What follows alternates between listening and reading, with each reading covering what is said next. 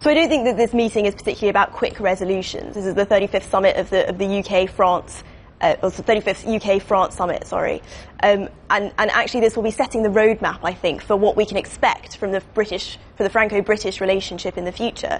And I think actually the location is very telling about that. So the idea that they are holding this at Sandhurst Military Academy, clearly defence and security cooperation is a very important fundamental aspect of this bilateral partnership.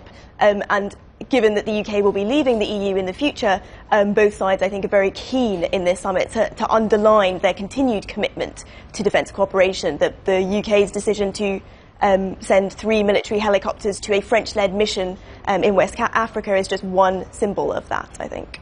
We knew that. I mean, the thing is that the open secret is the British and the French have had a lot of joint planning for years anyway. They've had joint cooperation on the Charles de Gaulle and the aircraft carrier fleets, which are very expensive for both sides to maintain as well. So despite the fact the French have had a bit of a rocky relationship with NATO over the years, and of course back into the fold now as well, we know that the British and French have been getting on, and rightly so, on security for many years as well. I don't know who's seeking to drive a wedge or who said there is anything other than that. Maybe it's the Brexiteer strategy. I don't know, maybe you can enlighten me. So I think what you pointed out there, the idea that there's also a relationship at other levels with NATO in the UN Security Council is a very important aspect.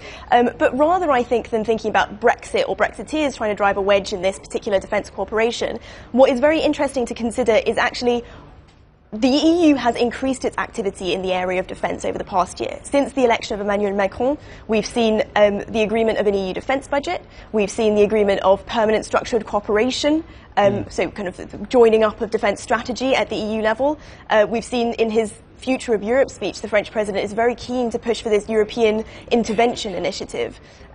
So actually, I think what is very fundamental to the question of British-Franco cooperation on defence will be, in the future, will be how this joins up with other areas of cooperation. So together with its action at NATO. And therein lies the problem, Aarti. It won't join up. What it will be is a typical European fudge of a layer on top of a layer. I had a fascinating interview with Jens Stoltenberg recently, who is the man in charge, of course, of NATO in Brussels. And I drove up there and I was really excited. I'd never been to NATO headquarters. It's kind of quite cool. And I saw this brilliant, gleaming new, fantastic new campus on the left-hand side of the road as I drove out of Brussels.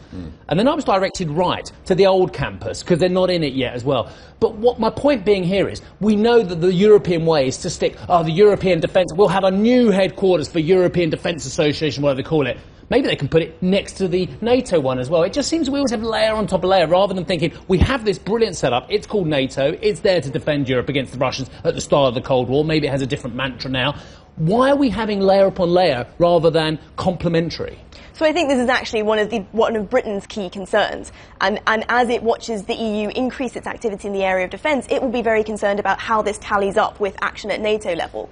And that will be one of the things that can have to be tessellated between Britain and France when they talk about their defence cooperation at this summit and in the future. How will that work alongside Britain's action at NATO, which is clearly very important to Britain, and France's determination to push the EU forward in the area of defence? This is something that we will have to see played out over a long period of time.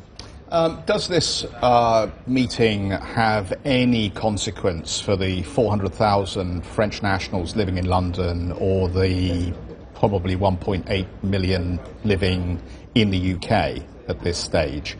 If it goes badly, is there any consequence for them, or indeed for the 150,000 odd Brits that are living in France?